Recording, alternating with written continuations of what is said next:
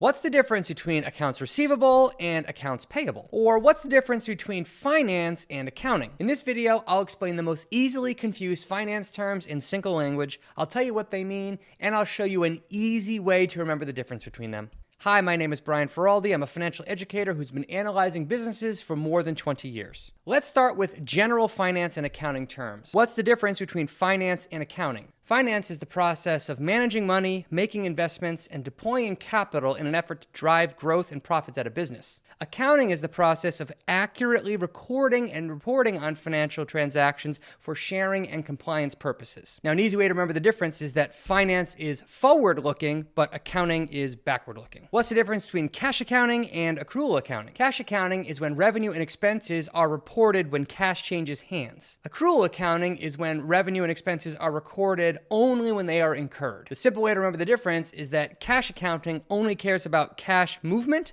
and accrual accounting cares about actions. Budgeting is when you make a financial plan that sets goals and limits for future spending. Forecasting is a continually updated projection of a company's financial performance based on real-time data. The key way to remember the difference is that budgeting is for planning and forecasting is for predictions. Equity represents ownership of a company. If you own equity, you're a part owner of the business. Debt simply represents borrowed funds. If you have debt, you have to repay those funds at some point. The easy way to remember that is that equity equals ownership, debt is like a loan. Tangible assets are physical assets like buildings, machinery, or inventory. Intangible assets are non-physical assets, such as patents, trademarks, or goodwill. The way to remember the difference is that tangible assets you can touch, intangible assets you can't. Now let's cover some confusing terms you'll find on an income statement. Revenue is the total sales that a company generates from selling products or services to customers. Profit is revenue minus all costs and expenses the company incurs along the way. The simple way to remember the difference is that revenue is the top line, where profit is the bottom line. Gross profit is a company's revenue minus the cost of goods sold, which is simply the direct cost of making the product or delivering the service. Gross margin is a company's gross profit divided by its revenue. This tells you for every dollar in sales, how many pennies become gross profit. The simple way to tell the difference is that gross profit is expressed in dollars, but gross margin is expressed in percentage. Costs are all spending directly related to producing goods or delivering services, such as raw materials, electricity, and manufacturing salaries. Expenses is all spending not directly tied to the production of goods or services. This could include things like salaries, interest expense, and taxes. Both costs and expenses are called expenditures.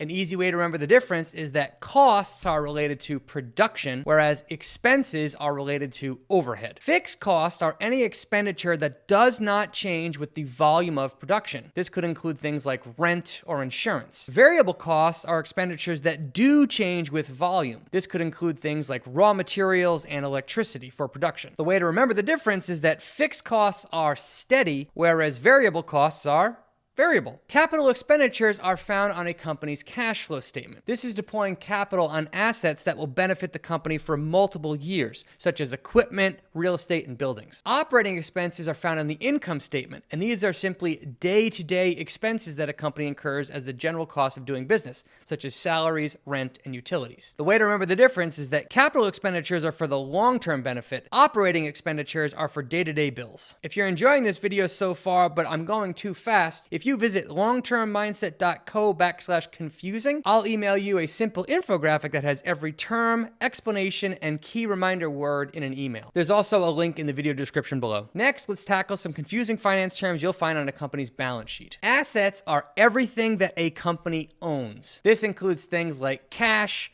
inventory, and buildings. Equity refers to the owner's claim on the company's assets. The formula for finding equity is assets minus liabilities. The way to remember the difference is assets are everything a company owns. Equity is a company's net worth. Current assets are any asset that the company expects to use or utilize within the next year, such as cash, accounts receivable, or inventory. Fixed assets are assets the company expects to benefit from owning for more than 1 year. This could include things like real estate, buildings, and goodwill. The key way to remember the difference is that current assets are going to be used in less than a year, whereas fixed assets are going to be used in more than 1 year. Accounts receivable is created when a company sells something on credit and expects to collect the cash later. Accounts payable is created when the company buys things but chooses to pay for them later. Way to remember the difference is that receivables are what is owed to the company, whereas payables are bills the companies will have to pay in the future. Depreciation is the process of writing down the value of a tangible asset over its useful life. So things like buildings and machinery depreciate. Amortization is the accounting process of writing down the value of an intangible asset over its useful life. So patents, copyrights, and loans are amortized. A way to remember the difference is that depreciation happens to things you can touch, amortization happens to things you can't touch. Market value is the current value of an asset that you could fetch by selling it on the open market. Book value is the accounting value of an asset that's listed on a company's balance sheet. The market value is the real value the asset could be sold for on the open market, whereas book value is the paper value of the asset. Finally, let's also demystify some common investing terms. Market cap is the total market value of a company's outstanding shares. The formula is the current share price times the total number of shares outstanding. Enterprise value is the full value of the business, including its debt and cash. The formula for enterprise value is market cap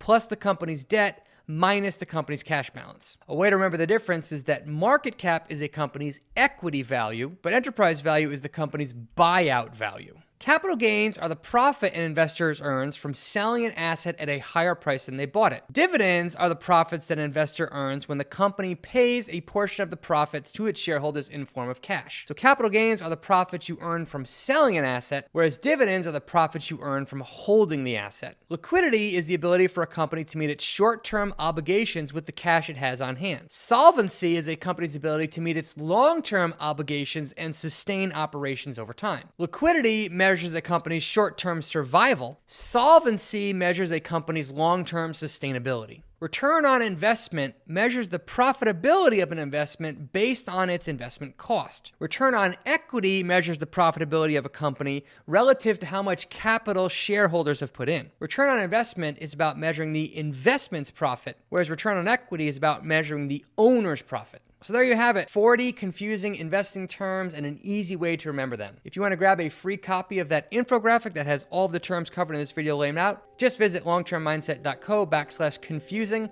and I'll email you a copy of the PDF. Well, thanks for watching this video. I hope it was helpful. If you want to see more videos like this, let me know in the comment section below. If you want to continue learning from here, I highly recommend you watch this video next.